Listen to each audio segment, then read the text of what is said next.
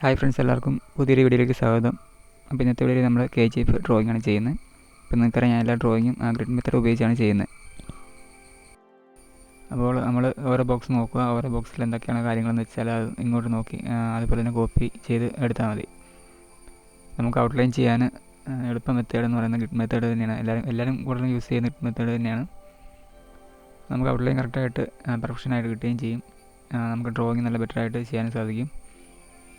അപ്പോൾ നിങ്ങളും ഈ മെത്തേഡ് തന്നെ ഉപയോഗിച്ചാൽ മതി. ഇനിയിപ്പോൾ ഇതിൻ്റെ എല്ലാവരും ചോദിക്കാറുണ്ട്, ഇതിൻ്റെ അളവുകളും കാര്യങ്ങളൊക്കെ എങ്ങനെയാണ് എടുക്കേണ്ടതെന്നും എത്ര സെൻറ്റിമീറ്റർ വെച്ചാണ് അളവെടുത്തേക്കുന്നതിനും ഗ്രിഡ് ലൈൻസ് എങ്ങനെ വരയ്ക്കേണ്ടതെന്നൊക്കെ ഓരോരുത്തർ ഓരോവിലും കമൻറ്റ് ചെയ്ത് ചോദിക്കാറുണ്ട്. അപ്പം അതിൻ്റെ ട്യൂട്ടോറിയൽ വീഡിയോ ഞാൻ ചെയ്തിരുന്നു ഇതിനു മുമ്പ്. അപ്പം ആ വീഡിയോയുടെ ലിങ്ക് ഞാൻ ഇതിൻ്റെ ഡിസ്ക്രിപ്ഷനിൽ കൊടുത്തിട്ടുണ്ട്. അപ്പോൾ ഏത് വീഡിയോ ഇട്ടാലും ഞാൻ അതിൻ്റെ ഡിസ്ക്രിപ്ഷനിൽ അതിൻ്റെ ഒരു ലിങ്ക് കൊടുക്കാറുണ്ട്. അപ്പം അത് കണ്ടിട്ട് ഗ്രിഡ് ഡ്രോയിങ് അല്ലെങ്കിൽ ഗ്രിഡ് എങ്ങനെയാണ് വരയ്ക്കേണ്ടതെന്ന് വെച്ചാൽ അതിൻ്റെ കാര്യങ്ങളൊക്കെ നിങ്ങൾക്ക് ആ വീഡിയോ കണ്ടു കഴിഞ്ഞാൽ മനസ്സിലാക്കാൻ സാധിക്കും. അപ്പോൾ അത് കണ്ടിട്ട് ഗ്രിഡ് ലൈൻസ് ഇട്ട് വരച്ചിട്ട് നിങ്ങൾ ഈ ഡ്രോയിങ് ഔട്ട്ലൈൻ ചെയ്താൽ മതി. ഞാൻ അതുകൊണ്ടാണ് ഇതിൻ്റെ അകത്ത് കൂടുതൽ അതിൻ്റെ ഡീറ്റെയിൽസ് ഒന്നും പറയാത്തത്. നിങ്ങൾക്ക് ആ വീഡിയോ കണ്ടു കഴിഞ്ഞാൽ ഫുള്ള് അതിൻ്റെ മനസ്സിലാകും, ട്യൂട്ടോറിയൽ മനസ്സിലാവുന്നതുകൊണ്ട് ഇതിൻ്റെ അകത്ത് പറയുന്നില്ല കൂടുതൽ കാര്യങ്ങൾ. അപ്പോൾ ഇതിൻ്റെ അകത്ത് എടുത്തേക്കുന്ന ബോക്സ് 2 സെൻറ്റിമീറ്റർ ആണ് എടുത്തിരിക്കുന്നത്. അതുപോലെ ഈ ഡ്രോയിങ് എന്താണെന്ന് അറിയത്തില്ലാത്തവർക്ക് വേണ്ടി ഫുൾ ട്യൂട്ടോറിയൽ അതിൻ്റെ വേറെ ഒരെണ്ണം ഞാൻ ചെയ്തിട്ടുണ്ട്. അതും അതിലേക്ക് ഞാൻ എല്ലാ വീഡിയോ ഡിസ്ക്രിപ്ഷൻ കൊടുക്കാറുണ്ട്. അപ്പോൾ അത് നിങ്ങൾ കണ്ടു നോക്കുക. പിന്നെ അതിൻ്റെ അകത്ത് നമ്മൾ ഫേസ്, ഇപ്പോൾ ഞാൻ കൂടുതലും ഫേസ് മാത്രമായിട്ടുള്ള വീഡിയോ ആണ് ചെയ്തിരിക്കുന്നത്.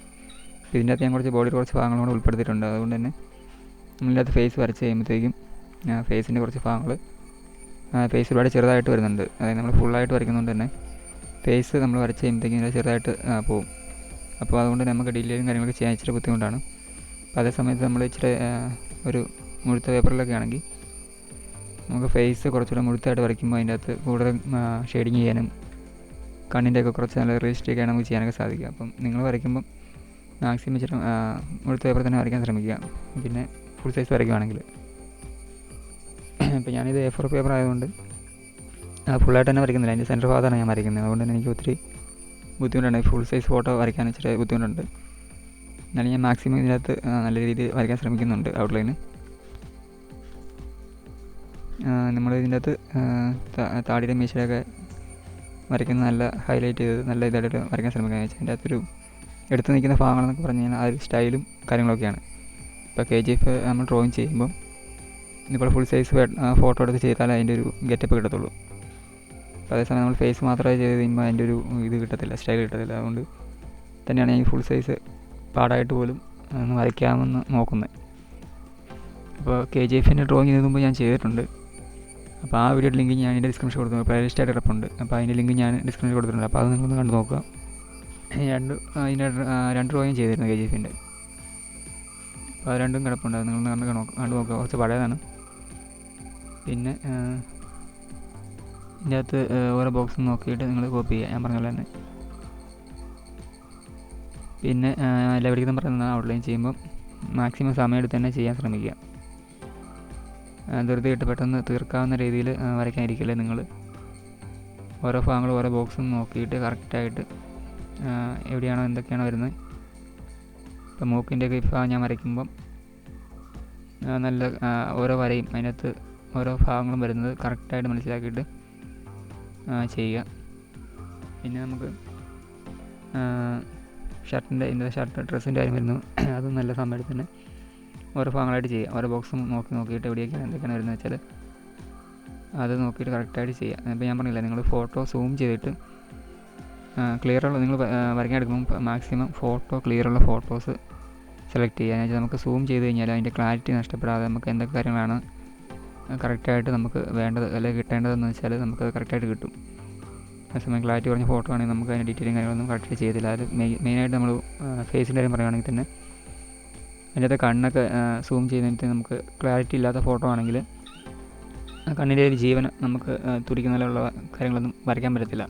ഇപ്പോൾ ഒരു ഫോട്ടോ ഞാൻ പറയാറുണ്ട്, കണ്ണിൻ്റെ ജീവൻ എന്ന് വെച്ച് കഴിഞ്ഞാൽ എൻ്റെ കണ്ണാണ്. നമ്മൾ ഒരാളെ കണ്ണ് വരയ്ക്കുമ്പോഴാണ് ഫോട്ടോയ്ക്ക് ജീവൻ കിട്ടുന്നത്. അപ്പോൾ അതുകൊണ്ട് തന്നെ നിങ്ങൾ ഫോട്ടോ സെലക്ട് ചെയ്യുമ്പം അത് നോക്കി നല്ല ഫോട്ടോ നോക്കി സെലക്ട് ചെയ്യാൻ ശ്രമിക്കുക. പിന്നെ ഓരോ രീതിയിലുള്ള ഫോട്ടോസൊക്കെ വരയ്ക്കുക. ഫുൾ സൈസുള്ള ഫോട്ടോയും പിന്നെ ഫേസ് മാത്രമുള്ളതും പിന്നെ ഒരു സൈഡ് കൊണ്ടുള്ള ഫേസും പിന്നെ അങ്ങനെ ഓരോ ഫിഗറായിട്ടുള്ള ഫോട്ടോസ് സെലക്ട് ചെയ്തിട്ട് വരച്ച് പഠിക്കുക. ഒരേ രീതിയിൽ തന്നെയുള്ള ഫോട്ടോ സെലക്ട് ചെയ്യാതെ വിവിധ രീതിയിലുള്ള ഫോട്ടോസൊക്കെ സെലക്ട് ചെയ്ത് വരയ്ക്കാൻ പഠിക്കുക. ഇപ്പോൾ ചിലർ ഫോട്ടോ നമ്മൾ നോക്കുമ്പോൾ ചിരിച്ചിരിക്കുന്ന ഫോട്ടോ വരയ്ക്കാൻ പാടായിട്ട്, അതിൻ്റെ അകത്ത് ചിരിച്ചിരിക്കുന്ന ഫോട്ടോ എന്ന് പറയുമ്പോൾ പല്ലിൻ്റെ കാര്യങ്ങളൊക്കെ വരയ്ക്കാൻ പറ്റുമല്ലോ.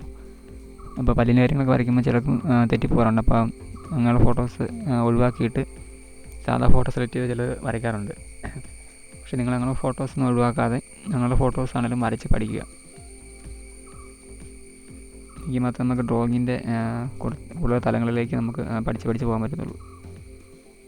നിങ്ങൾ ശ്രമിച്ച് കഴിഞ്ഞാൽ നമുക്കത് സാധിക്കും. ആദ്യത്തെ വരയ്ക്കുമ്പോൾ ചിലപ്പോൾ തെറ്റിപ്പോയി കഴിഞ്ഞാലും വീണ്ടും നിങ്ങൾ റിപ്പീറ്റ് വരച്ച് കഴിയുമ്പോഴത്തേക്ക് അത് ശരിയായി വന്നോളും. ഇതിനകത്ത് ഏറ്റവും കൂടുതൽ വേണ്ടതെന്ന് പറഞ്ഞാൽ നല്ല ക്ഷമയാണ്. ഞാൻ ഇപ്പം പറയാറുണ്ട്, നമ്മൾ നല്ല ക്ഷമയോടെ നിന്ന് വരച്ചാൽ മാത്രമേ നമുക്ക് അതിൻ്റെ റിസൾട്ട് കിട്ടത്തുള്ളൂ. അതുകൊണ്ട് നല്ല മാക്സിമം സമയമെടുത്തും ക്ഷമയോടെ ഇരുന്ന് വരയ്ക്കാൻ ശ്രമിക്കുക. വരയ്ക്കാൻ പഠിക്കാൻ താല്പര്യമുള്ളത് ഇതൊക്കെ ഇങ്ങനെ വരച്ചൊന്ന് പ്രാക്ടീസ് ചെയ്യുക. ഞാൻ ഓരോ പാർട്ടായിട്ട് ചെയ്യുന്നതന്നെ നിങ്ങൾക്ക് വരച്ച് പഠിക്കാൻ എളുപ്പത്തിന് വേണ്ടിയിട്ടാണ്. അപ്പോൾ ഇതിൻ്റെ അകത്ത് നമ്മൾ ഔട്ട്ലൈൻ മാത്രമേ ചെയ്യുന്നുള്ളൂ. അടുത്ത ഭാഗത്ത് നമുക്ക് ബാക്കിയുള്ള കാര്യങ്ങൾ ചെയ്യാം. പിന്നെ ഓരോ ഭാഗങ്ങളായിട്ട് ഓരോ പാർട്ടായിട്ട് നമ്മൾ ഡ്രോയിങ് തീരുന്നതനുസരിച്ച് നമുക്ക് ചെയ്യാം. ഇതിനു മുമ്പ് ഞാൻ വിജയുടെ ഡ്രോയിങ് ചെയ്തിരുന്നു. അപ്പോൾ അത് അത്യാവശ്യം ആൾക്കാർ കാണുന്നുണ്ട്. അതുകൊണ്ടാണ് ഞാൻ കൂടുതലും വിജയ് തന്നെ ചെയ്യുന്നത്. അപ്പോൾ വിജയ് ഇപ്പോൾ വരച്ചിട്ടുണ്ടെങ്കിൽ അത്യാവശ്യം വ്യൂ കിട്ടുന്നുണ്ട് ഈ ചാനലിൽ. അപ്പോൾ എൻ്റെ ചാനലിൽ വന്നിട്ട് കൂടുതലും വിജയ് കാണിച്ചതാണെന്ന് ഞാൻ കരുതുന്നു. നിങ്ങളുടെ സപ്പോർട്ടിന് ഒരുപാട് നന്ദിയുണ്ട്. അപ്പോൾ തുടർന്ന് നിങ്ങളൊക്കെ സപ്പോർട്ട് ചെയ്യാൻ പ്രതീക്ഷിക്കുന്നുണ്ട്. പിന്നെ നിങ്ങൾ ഓരോരുത്തരെ ഓരോ സിനിമ വരയ്ക്കാൻ വേണ്ടി കമൻറ്റ് ചെയ്യുന്നതൊക്കെ ഞാൻ കാണാറുണ്ട്. അപ്പോൾ അതെല്ലാം ഞാൻ സ്ക്രീൻഷോട്ട് എടുത്ത് നോട്ട് ചെയ്ത് വെച്ചിട്ടുണ്ട്. അതുകൊണ്ട് തന്നെ ഒന്നും വിട്ടുപോകില്ല, എല്ലാം വരയ്ക്കുന്നതായിരിക്കും. ഇപ്പോൾ ഓരോ ദിവസമായിട്ട് ഞാൻ വരച്ചിടാം. നിങ്ങൾ പറയുന്നതെല്ലാം ഞാൻ ഇടുന്നതായിരിക്കും. പിന്നെ ഇതൊക്കെ ഒന്ന് വരച്ച് നിങ്ങൾ പ്രാക്ടീസ് ചെയ്യുക. അപ്പം വീഡിയോ ഇഷ്ടപ്പെട്ടെങ്കിൽ ലൈക്ക് ചെയ്യുക, ഷെയർ ചെയ്യുക, കമൻറ്റ് ചെയ്യുക. പിന്നെ ചാനൽ സബ്സ്ക്രൈബ് ചെയ്യാതെ വീഡിയോ കാണുന്നുണ്ടെങ്കിൽ അതൊന്ന് സബ്സ്ക്രൈബ് ചെയ്ത് സപ്പോർട്ട് ചെയ്യാം കേട്ടോ. പിന്നെ വരയ്ക്കാൻ പഠിക്കാൻ നിങ്ങളുടെ കൂട്ടുകാരെങ്കിലും ഉണ്ടെങ്കിൽ അവരിലേക്ക് വീഡിയോ ഒന്ന് ഷെയർ ചെയ്തുകൂടെ ഒന്ന് സപ്പോർട്ട് ചെയ്യുക.